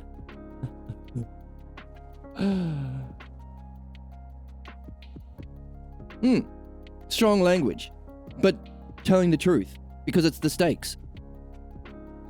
Aren't you tired of capitalism? Aren't you tired of seeing children murdered by people blindly loyal to their Jewish beliefs, or blindly loyal to their Christian beliefs, or blindly loyal to their MAGA beliefs, or blindly loyal to their Nazi beliefs, or blindly loyal to beliefs themselves? Aren't you sick of that? I am. Who else wants to join me? This is the game. This is what's involved. It's recognizing we don't have what we need to solve problems. As well-meaning as the good people are, as the progressives are, as the lefts are, as well-meaning as all of these good people are, we simply don't have what it takes to solve problems. That's what you need to recognize to begin the game individually. This 35-year-old has been in this game for 2 years. He realizes he doesn't have what he needs to solve a problem. That's what makes it a problem. That's why he's learning. That's why he's reviewing the beliefs he carries. That's why he's learning a different way of thinking, understanding. That's why he's challenging his first teachers. It takes courage to say, I don't know. Because all of the people in our society are rewarded for lying and pretending they know shit they don't. Trump doesn't know anything. Netanyahu doesn't know anything. These fucking bankers don't know anything. The ones that say, oh, trickle-down economics. One day we'll all be rich if we give all the money to the billionaires. You're lying.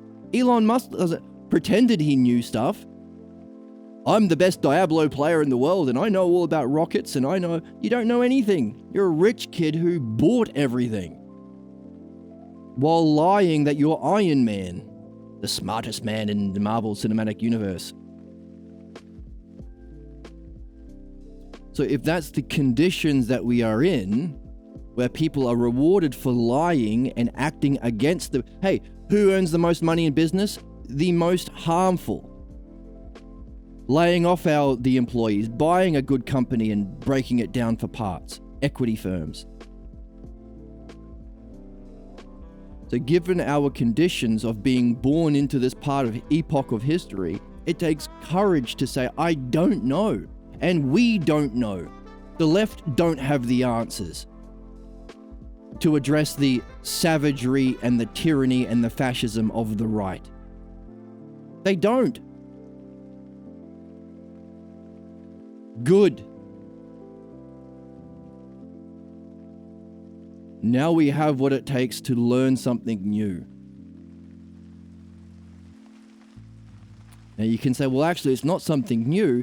It's our heritage. It's the golden age of humanity. Homer knew this. The story of Achilles was the worst possible person going through dream analysis and midwifery to discover his unsuspected false belief that he was identified with, removing it, developing understanding, testing it in experience, having an enlightenment experience, continuing to reflect with understanding even on that process, to become a good person, to be able to solve problems and create the conditions for excellence within his world. We knew this. This was Homer. Socrates did this. But then we killed Socrates. Socrates didn't write anything down. And his student, Plato, wanted to get rid of it because it's connected with Homer, and Homer was the official religions, and his teacher, Socrates, was killed for not following the official religions. We lost it there. So we're picking up where we left off. So too, subject B individually is picking up where he left off by going back to when he was doing well, when he was young, and then he accepted a false belief or a counterattack from his parents. No, it's not a counterattack of it from other people. But he accepted a crushing of what he was doing, and he has to go back and pick up where he left off. If he wants to be happy, if he wants to reach his goals. So too, we have to do the same thing. Pick up where we dropped the ball when we killed Socrates. Pick up the game and apply it. But now we have internet, so we can all do it. We can create a wonderful world. A fantastic, mature, rational, harmonious, glorious, exquisite, and beautiful world. We have that capacity. We have the capacity to play out the implications of the pathologos in our leadership people, to the genocides and concentration camps and capitalism and inequality, playing it out to our extinction. Yes, that's the negative side of the double-edged sword. But we do have the technology to do the other side, create a utopia. I don't know what you mean by utopia, but a world that is harmonized through the love of understanding. Creating the conditions for everyone to do what we're here to do. Those are the stakes. And that's where we're at. And it's time to tell the truth about it. No longer to be hidden as an esoteric teaching. Because of how negatively people react to hearing that their beloved beliefs are wrong. How negatively people react to the thought that understanding is possible when we've been brainwashed from a young age to think that you can't understand. Just blindly obey mummy and daddy and priest and president and king. Don't ever question, don't ever understand for yourself. Be a fucking peasant.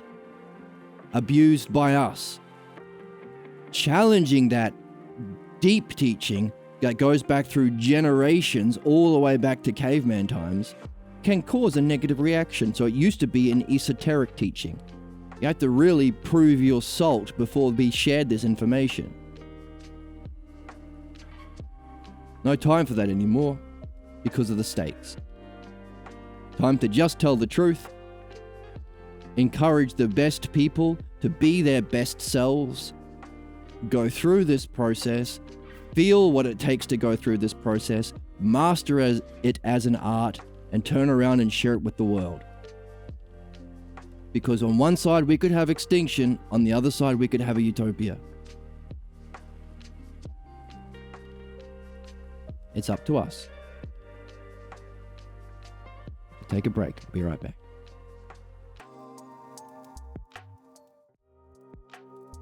All right.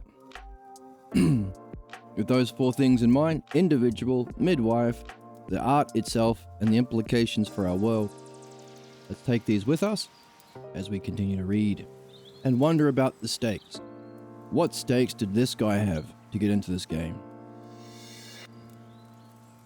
Why has he stuck around in this conversation for 2 years? You know how easy it is to end a conversation? Why has he stayed in the conversation for 2 whole years? So, subject B put the, okay.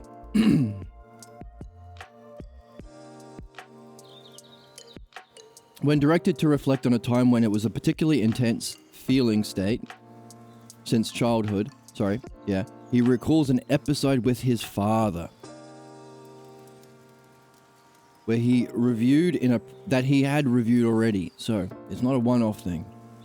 Reviewed it in a previous talk. He recalls that his father had brought a lawnmower. It was a weird brand, and it broke down soon after being purchased. Subject B went on to describe how he took it apart. He saw how it worked. He identified the broken part. And then his dad located a part shop 50 miles away where they could get the needed part. They journeyed there together, got the part, and when he returned home, Subject B put it together exquisitely, painted every part, and then reflected it was a beautiful thing. So, breaking it down, seeing how the parts fit, diagnosing a broken part, prescribing a remedy, putting it back together beautifully and exquisitely. Understanding, right? Understanding? Not believing anyone yet. And with excellence, he's able to apply his understanding and experience. Isn't that neat? He recalls that the lawnmower ran perfectly until the governor kicked out and blew it up. His father said simply, "You don't know how to work on small things." When asked to consider and judge, that's what we are doing, asking to consider and judge his father's remarks, he says, "I think it was bullshit. But I think I believed him."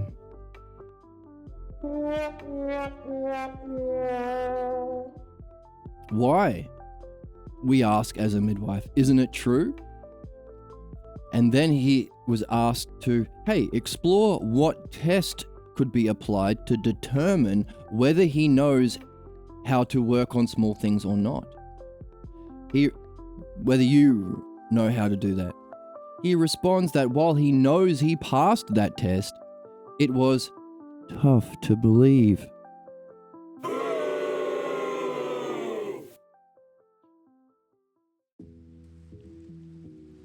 He says he knew it was a poorly designed lawnmower, but he never believed it.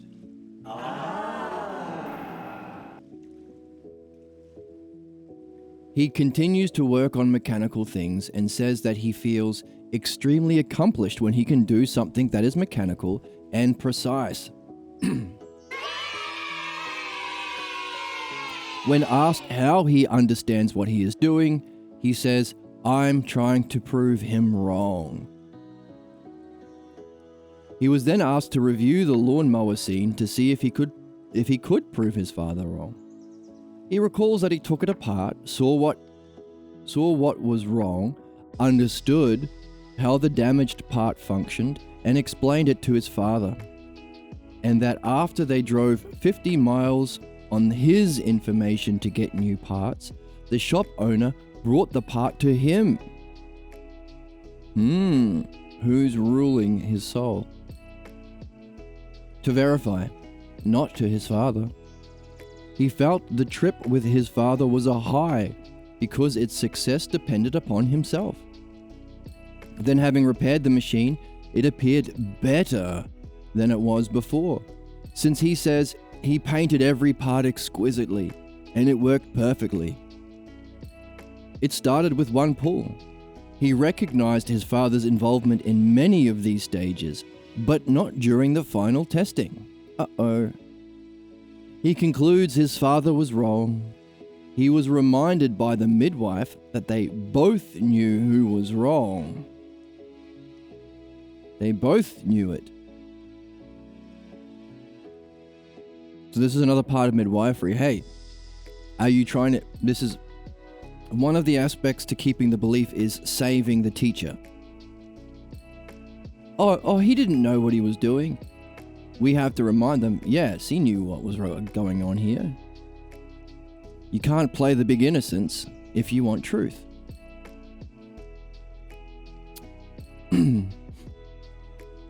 They both knew who was wrong.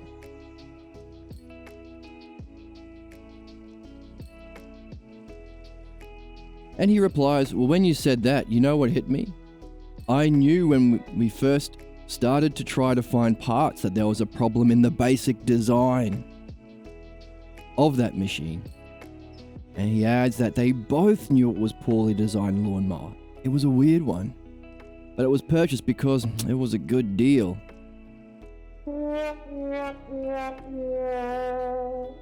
It was pointed out that no praise was mentioned for his work. Reflecting on their relationship, he observes that his father never gave praise, but often ridiculed him. His father tried to take credit at the parts store even. So, ridiculing and no praise. He's being assigned a role, isn't he? And if he's unwilling to judge, because thou shalt not judge, or unwilling to question, thou shalt not question, or unwilling to challenge authority figures, thou shalt not question challenge authority figures. and he's stuck in this role where he's never given praise, often ridiculed, and his father's trying to take credit. Who does that? Trump? Putin? Hitler? Bankers? Your boss? Does he take credit for all your work? Capitalists? Never praise anyone because that would mean giving them a raise, only putting them down. Know your place, peasant. Look at how I solved COVID, says Trump. Look at how I solved this problem at work, says your boss. Right? See the stakes? See how it's universal? See how it plays out in every aspect of our society? All the way down to the individual. Often ridiculed him, never gave him praise. His father tried to take credit at the parts store. When he first started the mower, it went backwards because he installed one part backwards. His father fell down laughing at it. Do people gang up and mock people who are trying to create, people who are trying to do better, people who are trying to introduce understanding, people who are trying to reach excellence? Are the crabs in the crate? Do they mock? Do they feel like they are together when they mock collectively? Is that the whole appeal of the MAGA? We're all idiots and we're all stuck because we can't develop understanding, but we can have a togetherness when we mock the left. We mock Hillary because we're all sexist. We'll mock Obama because we're all racists.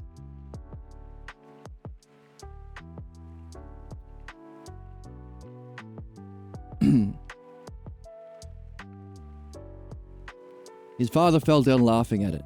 He concludes that then, when he was being ridiculed, that's the most emotion I got out of my dad. It's the only time we felt alive when we were mocking the left. But he knew what it was and fixed it in about 5 minutes. And it worked perfectly. However, when he had further success, his father was not around. Funny that.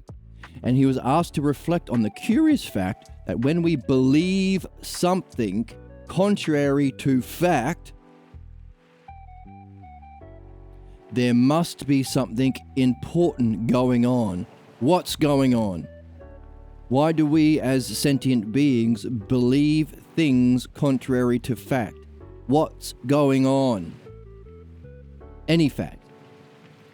Politically, to do with learning midwifery, to do with being a midwife, to do with going through this ourselves. What's going on? He responds, "What the hell is going on?" Nevertheless, reviewing and seeing the evidence once more, how many times? 2 years. This isn't the first time they reviewed this scene. Imagine that. How long does it take? Can you do it in one chat session? Can you do it in the attention span most chatters have? Less than 3 minutes? 2 years.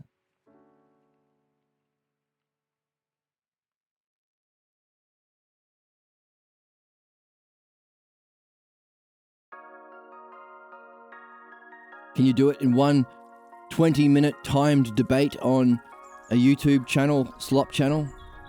2 years. Can you do it in one soundbite for CNN or Fox News? The problem is immigrants. The problem is socialists. The problem is women's. And DEI, whatever. 2 years. And he's still puzzled.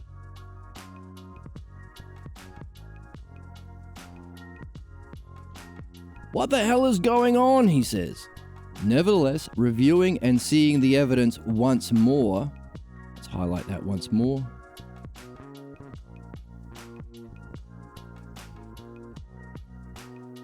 Once more.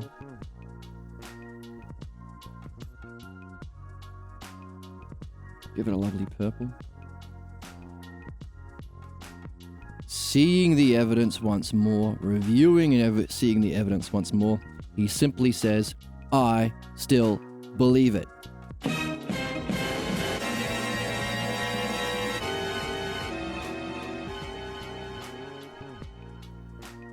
I still believe it. Pausing, he reflects on the projects they had worked on together and says, actually, now I see. Everything I did with my dad was set up in a way where they all had a flaw.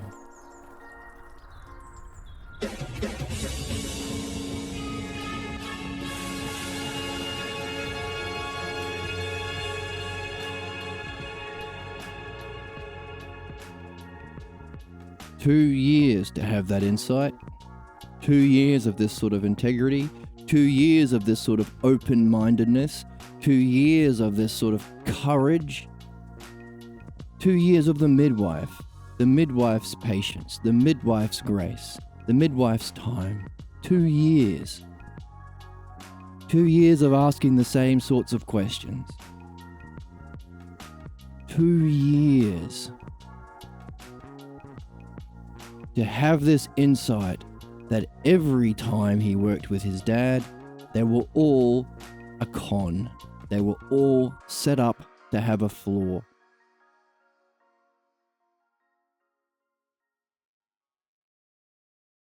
This is what it takes. Individually, as a midwife, to go through this for 2 years. Imagine that. What sort of a friend would you become? What sort of a person would you be training yourself into? Nurturing yourself into? What kind of a ruler would you be to yourself as well as to others? Is this virtue? Is this what we're here to learn?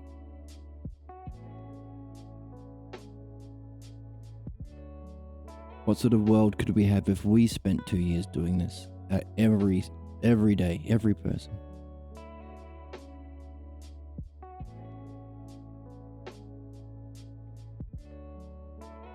We've seen the stakes. We've seen how terrible it is. But what's the other side? What's the potential of this? How far can we go? How far can we go into excellence?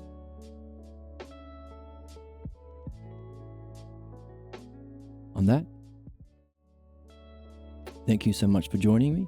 Thank you for the new chatters today in chat. Thank you for your questions. Thank you for however many minutes you were able to stick around. Again, 2 years. So I'm not blaming people for coming in and out. I realize it's a long process and it takes time, it takes reflection. But all I can say is stick with it. Stick with it. And imagine what sort of world we could have.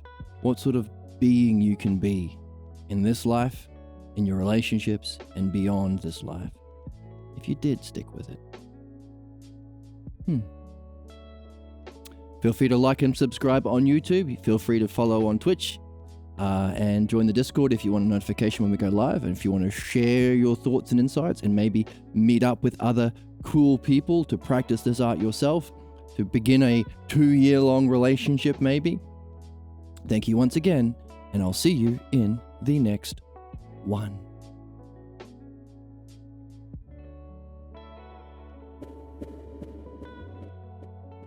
Where's my... There we go. See you in the next one. One more time. I had all my effects on.